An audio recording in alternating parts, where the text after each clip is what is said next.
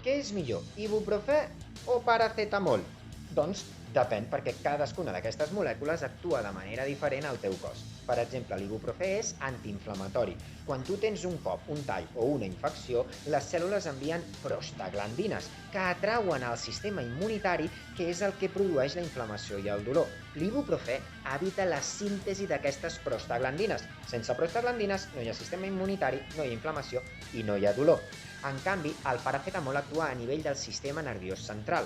Evita la producció dels neurotransmissors que permeten la transmissió dels estímuls de dolor. Sense aquests neurotransmissors, el llindar del dolor s'incrementa.